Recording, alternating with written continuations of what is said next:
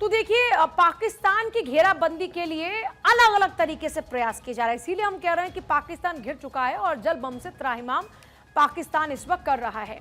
अब क्योंकि सिंधु नदी, चिनाब नदी, रावी नदी, झेलम नदी की बात करते हो तो आपने देखा कि किस तरीके से हमने जो डिप्लोमेटिक स्ट्राइक की, उसके बाद इन नदियों का जो ये कहिए कि लेवल है, वाटर लेवल, वो कभी इंक्रीज होता है, कभी कम होता है। अब क्योंकि मौजूदा स्थिति ये है कि भारत ने जब इस संधि को निलंबित किया है तो ऐसी सिचुएशन में भारत ऑपरेट करेगा कि अब पानी कितना छोड़ना है और कितना नहीं।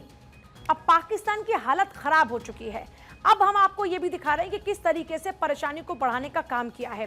खास तौर पर अब हम बात करते हैं इन नदियों की, तो इन नदियों का जो पानी है वो भारत तय कर रहा है कि कब कितना पानी छोड़ना है। पाकिस्तान की जो लाइफलाइन है वो यही नदियां हैं। वहां की जो खेती बाड़ी है यानी जो कृषि है वो सिर्फ यही नदियों के पानी पर डिपेंड है। तो ऐसे में अगर पानी हमने कभी ज्यादा छोड़ दिया तो आफत, नहीं छोड़ा तो सूखे की मार। ऐसे में इसको इकोनॉमिकल स्ट्राइक के तौर पे भी देखा जा रहा है, डिप्लोमेटिक स्ट्राइक तो ये है ही। तो भारत ने हमले के बाद सबसे पहला जो एक्शन लिया था वो इसी संधि को निलंबित करने का लिया था। अब क्योंकि ये बड़ी कार्रवाई है तो पाक, आपको पता है, खून बहाने की बातें कर रहा है। हालांकि भारत ने समझौता निलंबित कर सिंधु का पानी रोका। अचानक पानी छोड़ने से पाक में बाढ़ की स्थिति पैदा हुई। चिनाब के 2 डैम बंद करने के बाद सूखे जैसे हालात हो गए। झेलम का पानी रोकने पर बड़ा फैसला लिया जा सकता है।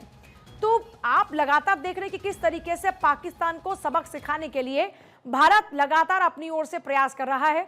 इनमें सबसे बड़ा फैसला है पाकिस्तान की तरफ जाने वाले पानी को कभी रोकना और फिर अपनी मर्जी से छोड़ना, यानी कि सिंधु जल संधि जो हमारी पाकिस्तान के साथ में है उसे निलंबित कर देना। भारत की एक सबसे बड़ी डिप्लोमेटिक स्ट्राइक और उसी से पाकिस्तान की हालत खस्ता है।